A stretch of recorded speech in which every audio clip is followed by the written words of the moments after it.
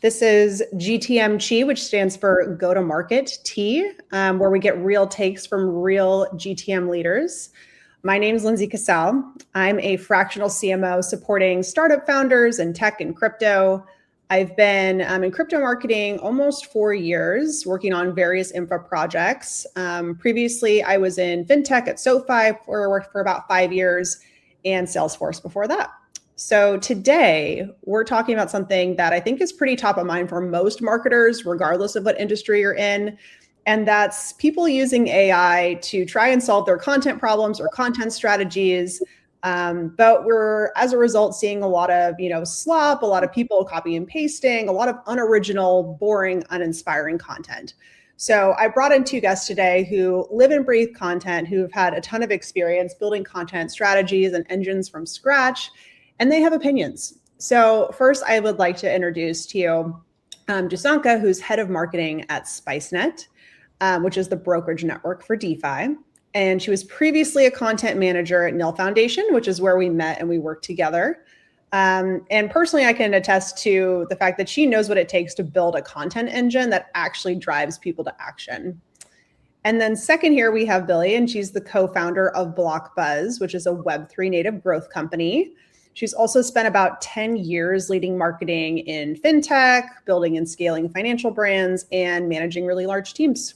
So after 9 years working in Web3, she considers herself an expert at making complex ideas easier for real users to understand, trust, and actually use. So please welcome Dusanka and Billy. Hey, everyone. Hey, guys. Great. How are you both? Where are you in the world? I'm in Europe at the moment. So on my end, it's late afternoon. So I'm having the perfect cup of Earl Grey. Great. As for the end of the day. Mm-hmm. How about you, Dusanka? Same for me. Europe, late afternoon, looking to be rainy, and a cup of tea. Ooh, okay. Nothing better than rain and a cup of tea. I'm in California, drinking some coffee because it's a little early for me. So I'm excited to get into it with you both. So I know I gave you both intros. Is there anything else either of you want to add to your backgrounds and like how you've worked in a content function in content marketing? Yeah, I mean, it's been a long road, I would say, like 10 and more years. And I started out at this small marketing agency that was serving mainly like Web 2 clients, but small and medium enterprises. And it's the place where we just churned out a lot of content across a lot of different channels and mediums and worked directly with a lot of clients, which was fun and also like really not that fun, but it's a kind of place where you learn a lot. And I think one point is that with content, especially for people who are also on the execution side with content writing, you really need to get a lot of work done to hone your craft and to get to have opinions, kind of. So like agency work is that, and then also just doing things on your own, looking at something, having an opinion and writing about it is very important, and it's what's going to take you from content writer to someone who's able to manage, strategize, and build out the entire content engine, and of course be a good editor to your AIs. That's really where your skill set comes in, and where you need to have like a huge bank of your own experience to be able to judge the output and fix it to what you want it to be. That's spot on. Billy, do you have anything to add to that? I totally agree with Dusanka. So I faced the problem and the hustle with, let's say, with the not enough good quality of the content when I was building a DeFi protocol. And funny enough, but we were working with a Web3 marketing company. And of course, we've tried to explain the product, we've tried to explain the persona that we are talking to. And at the end of this process, the agency started to create the content. And the content was so generic and this was even before the era of AI, and it was generic. And at some point we were like, yeah, but if in our socials and our website and all the channels, the content is generic, the perception that we are building is generic as well. And back then, it was such a battle to get to the point where we can to migrate our concept and idea and create the high quality content that can reflect the quality of the feature that we were building. And I think this was one of the reasons why I started BlockBuzz, because my thoughts were that if we were facing back then this problem, maybe most of the founders, they're facing the same hassle. So why not to try to solve this problem? Mm-hmm. And honestly, content sits at the center of the whole of the strategies that we are building. And in Web3 specifically, content, it's not just for awareness. It's, my opinion is that it's the trust layer that we are building on top of afterwards. Yeah. And that kind of perfectly leads into my next question is like, what is content marketing exactly? Like, what are the different pieces of it, or even just like channels of it? And like, why is it important? And you just touched on it a bit there, but maybe just Dusanka, if you want to sort of share your own personal point of view of like what you think it is in its entirety and like why you think it's important to an overarching marketing strategy. Yeah, I've been thinking about this question when I saw it on your list, and I really can't give you a specific content marketing definition, especially in Web3 teams. The marketing team isn't big, so you're usually, as a marketer, covering all the bases, and what is content and what is anything else gets blurred.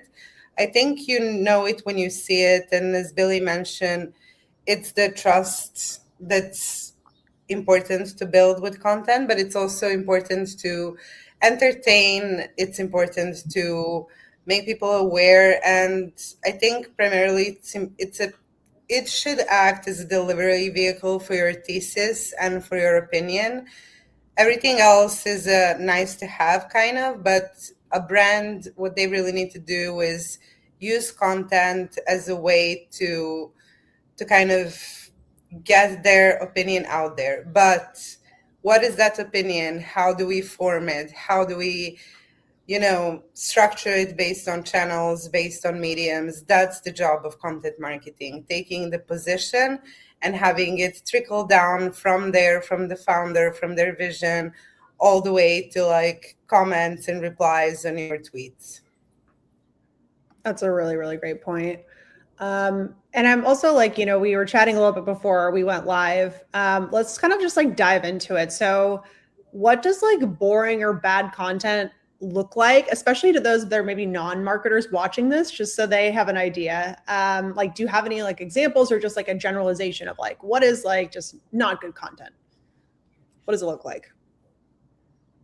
You feel it kind of, right? You read something and you feel that it took time from you that it didn't deserve.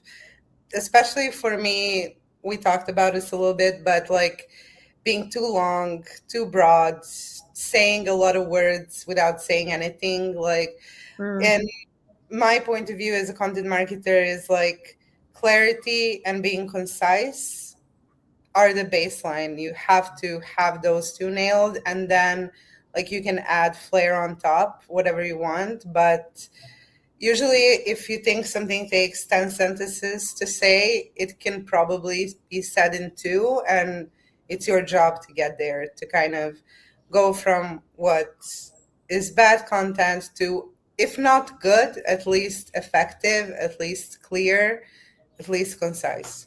Mm-hmm. What do you think, Billy? For me, of course, boring, and often has a few clear symptoms, like it hides behind cliches. It always avoids having an opinion, a strong opinion. This is something that Dusanka said as well. And most of it never connects the product to a real user problem. It's generic. So I believe a lot of teams publish content that looks professional, but at the end of the day, when you are finished reading it, you don't remember anything. So, Yeah. no message sent. Yeah, exactly. So do you both think it's like a time issue? Is it like, oh, we have like AI tools now, we're just going to copy and paste stuff? Is it just people just aren't as creative, or maybe they don't have a strong content head? Do you have any like hypothesis as to why this is happening? Can be really a whole array of issues. I think I've seen it all in terms of like why good content is not happening. But I think the major issue that is within your power as a marketer on a team to solve is getting the founders to really articulate their vision and going from there, which can be an easy enough job with like non-technical founders. But if you're in crypto, in Web3, and you're working in Web3 companies, you'll come upon engineer founders, and for them, it's a little bit of a battle to go from what they see as a vision, what's expressed in the code, in the product spec, to why they're building it, what they want to achieve, what they want to say about it, who they want to use.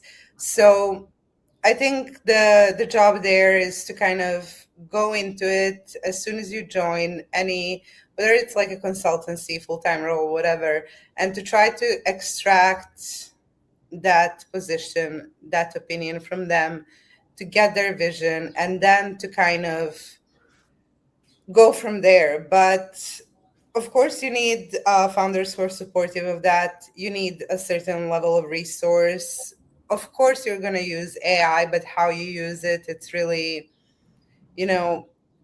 where the magic is made, because getting into Claude and just saying, write me a tweet for today without any other context is going to get you something, but it's not going to be good enough. I think to avoid a lot of issues with like AI slop, it's important to build a lot of context, like to write out a lot of things yourself, whether there's like positioning docs, point of views on product, maybe even just like vision statements from the founders, gathering previous content that was human written, and then feeding it into the machine.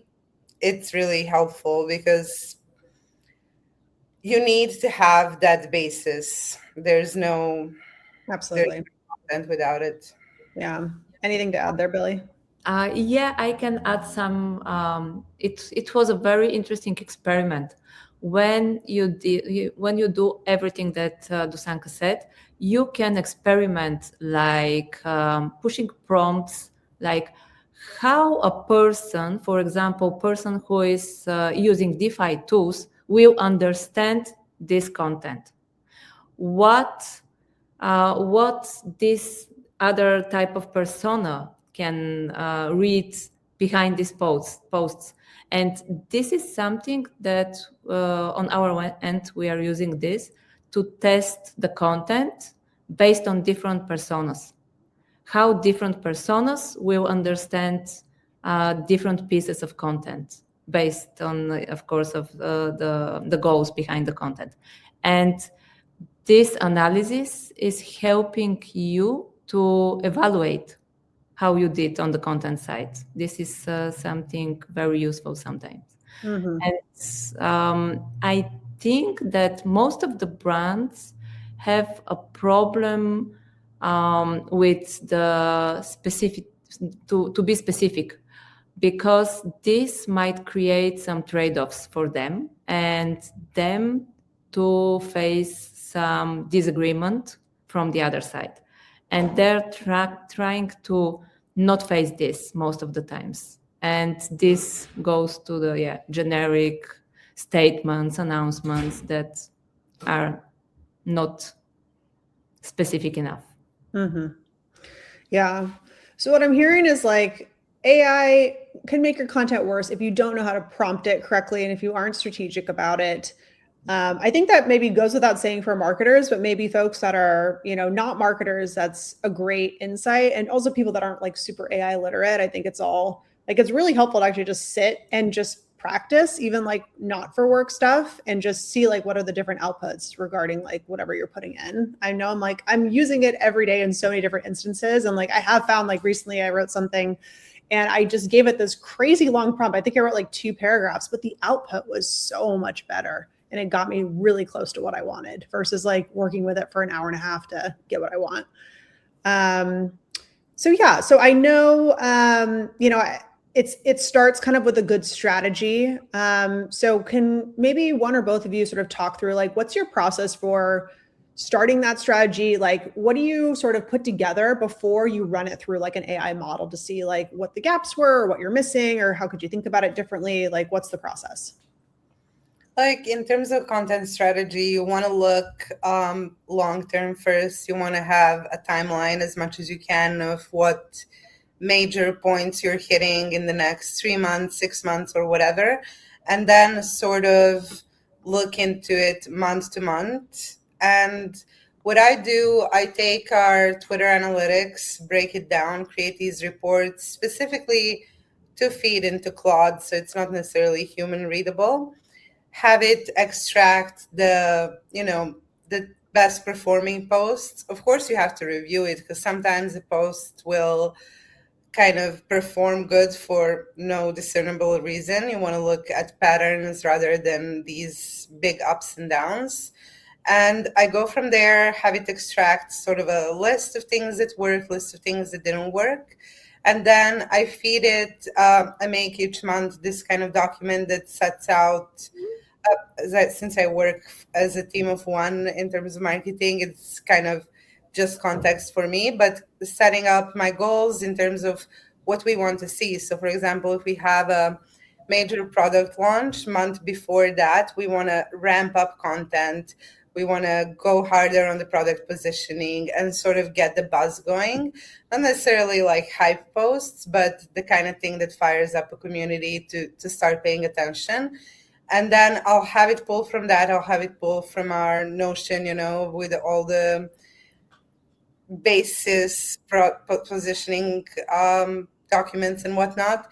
It'll give me a kind of a calendar of things that if things would work, it's a hit or miss. We have to go through like a couple of iterations. But at the end of the day, that's what I get. And then in terms of writing out those posts, I usually do it myself. Or what I find Claude really, really useful for is like iterations, right? I'll write something out that's, what I want to say, what we want to say about the product. And then like Billy mentioned, I'll have it go like, make this more product focused, make this more B2B, make this more user friendly, like take a couple of different angles, present content from there, and then I kind of pick and choose. Sometimes it will push out like a huge slop paragraph of text, but within that there'll be a sentence that really works, that really nails it. Then we'll go from there, and kind of it's iteration, really. Yeah. It's what it is. But having it as a partner in terms of like, for example, I really hate Notion. I hate creating these documents and whatnot. The Notion integration is my bread and butter with Claude because it just kind of can dump all this context into it. It can pull from there. It can create, documents there, write out these overarching strategies, calendars. Very useful. But when it comes to kind of getting in the weeds of it, it's still my domain, let's say. So it's almost taking like the operations out of content strategy, right? And making you more free to think more strategically and creatively. Yeah, exactly. I mean, that's kind of the dream with these LLMs, right? You want to outsource all of your boring work, not your fun work. So that's what I strive to do. Yeah. Okay. Okay, I think we mentioned earlier in the stream about like having a strong point of view and like a soul to a brand. Like, How do you find that if that doesn't exist yet? Is that like lots of conversations with like the founding team or the executives? Like, how do you help a project find their POV? Like maybe Billy, do you want to start there? Yeah, sure. So let's start with the founders. They have this, let's say, strong belief, and this is the inception most of the time of the projects. So we need to discuss this with them to extract, and then to migrate this in something like I'm calling it a content engine, because we need to explain the users and to attract their attention around this vision, this belief, this problem that we are solving most of the times. And of course, we need to present this in a most appealing way possible. And here is something that I will mention quote as well, because most of the time we're working with quote. Quote is very useful with the iteration way of working around different content strategies, and in the process of finding this core of the content strategy around which we can present the whole project and features and concept and everything. So of course the source for this is the core of the project, which is the founders.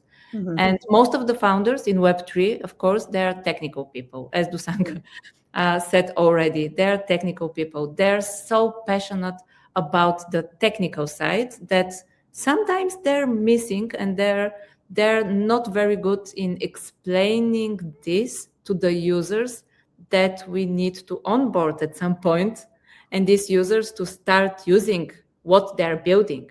Mm-hmm. And they're like trying to explain everything in such a technical details, and the users are not getting anything of it. So this is the missing piece most of the time between technical people and, let's call it, the end users. Mm-hmm. We are sitting in the middle of these two type of people, and we need to translate, because basically it's a translation from the ones to the others, and we need to translate in a most interesting way. Mm-hmm. Here AI can help, because it could give you a lot of different angles, and you to brainstorm with it, as you will do, for example, with another team of copywriters or brand specialists. And you can create different personas by using Claude and start discussing with him if you don't have the team and people to communicate with. So I believe this is something unique that we can do now. Yeah, absolutely. Couldn't agree with you more. And I think it's like, have a strong point of view, even if it's like a little polarizing or even if it's a little controversial. I actually don't think that's a bad thing, as long as you have the stuff to back it up. And then also like being kind to people who are combating with you, like being respectful, and then also like saying, hey, like, I didn't think of that before, or like, you know, like it's okay to be a little polarizing and then also know when you're wrong or when you maybe need to like check your facts a bit. I think your point of view actually needs to be a little controversial. It needs to be different. You need to be saying something that, not necessarily for the sake of creating controversy, but something that gives you that differentiator, right? It's just, of course, sometimes you're lucky and you fall into it like naturally. The founding team is like that. Sometimes you need to give them a little push. I think what really helped us find our position was taking time for it, which I was really thankful to my founders that they like recognized how important it was. And then where Claude really helped me was to sort of design this 2-month workshop with a lot of, a lot of weekly meetings with really clear questions as we were going through to kind of completely flesh out the entire picture, both from, point of view, from market research, competition, uh, detailed technical product descriptions. It's also my favorite way to use Claude is to have it record, actually to have a service record meetings and then just to feed transcripts into it, because it cuts so much time.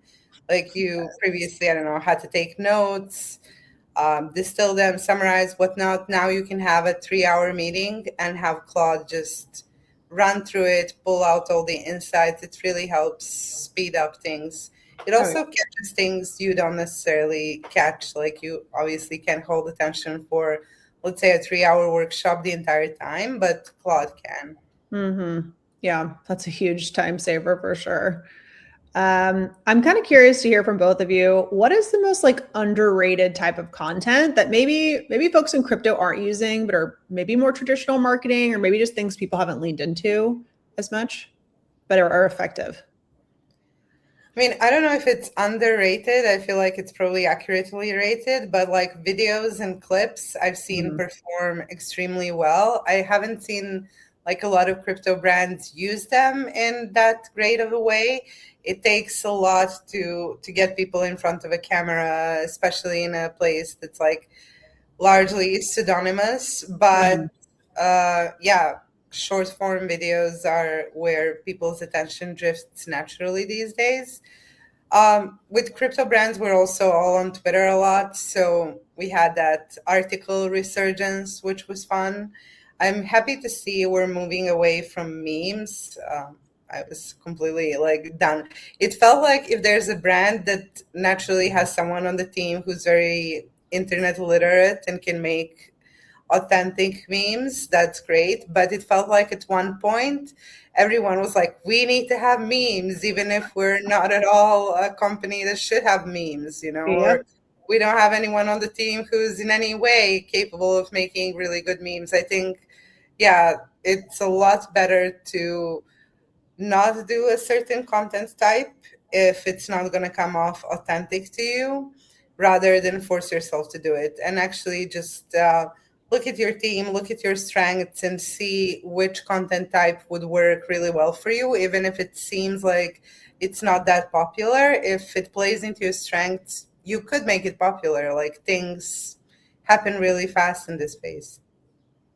Yeah, I agree with the video content, short formats, because they are grabbing the attention much more efficient than the long forms.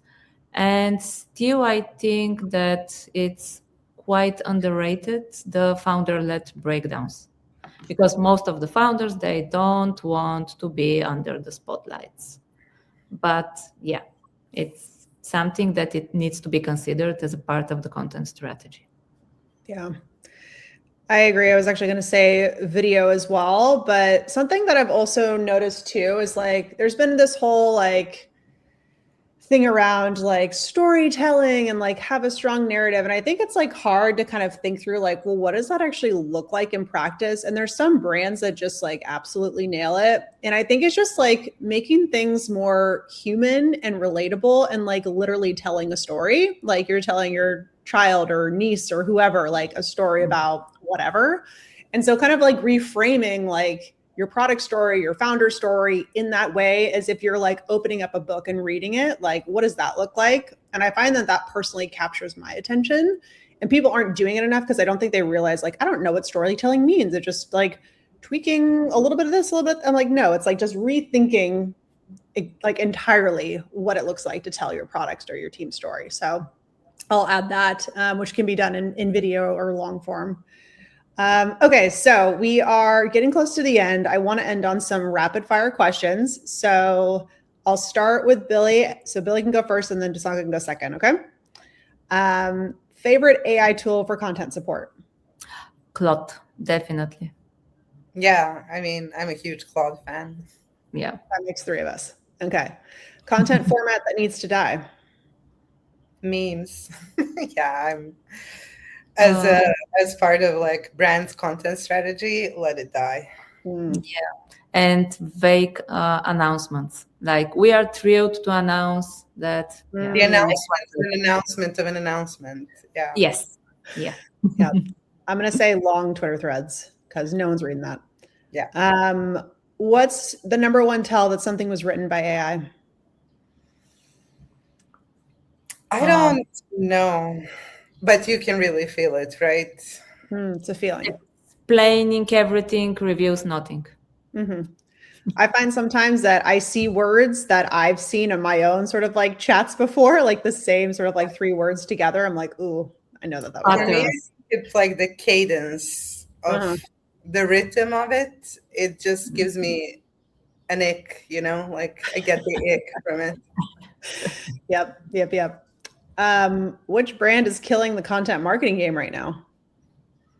Yeah, we talked about this a little before we went live, and I don't have anyone to necessarily shout out here because my timeline is mostly AI, and I feel like crypto brands are, dropping the ball right now on marketing in general. Yeah, this is a sad, but same. Yeah. I'm feeling very uninspired as well. So if you're a marketer watching this, let's all hunt for some inspiration together. You're probably outside of the AI world too. Best thing to outsource AI for content creation. What's the best thing you like to give it in your workflow? Summarizing research, generating different point of views, angles, speed of iterations to final outcome, which is, I think, very useful. Ditto. And of course, operations. Yeah. I love having it write briefs. Yes. It's something that always bugged me, like having to, for freelancers or designers, and I can just really have like a really long, nice, detailed brief that is generated in a second. I love that. That is literally the best. I don't know if you guys both use like the audio version where you can just talk to it. Yes. While driving. Yes. I love that because I can literally talk a blog post out and then it'll put it in like the right buckets and format it, and it knows my voice. And then I go back and I edited it, for quite a while still, but I just find that so much more efficient than typing it out, right? You can speak your story in like 2 minutes. So that's one of my favorite things for developing long form content in particular. Okay. So yeah, we're a little bit over time, but I just want to thank you both for coming on at the end of your days, for having some tea with me, talking about AI and content. I think like the TLDR here is AI is a powerful tool for content, but you have to know how to use it. You can't just copy paste, you have to work with it. And it really, really helps if you have that expertise from the pre-AI era to really inform and get you to the right content strategy and the right content that resonates with people, specifically your target audience. So, thank you both for lending your expertise and your ideas and your hot takes today. How can people find you, stay in touch with you? I'm on X. I think you'll find me in the retweets of this live stream. Yeah. Same on X, on LinkedIn. I will react as well. So yeah. And you can follow BlockBuzz as well. I'm pretty active there as well. Perfect. All right. Well, thank you everyone for joining us today. If you have any guests or topics you want to hear about, please DM me. I love to hear what you want to hear about. So thanks you all. Have a great day. Thanks, Lindsay. Thanks, everyone. Thanks, Lindsay. Bye-bye. Bye.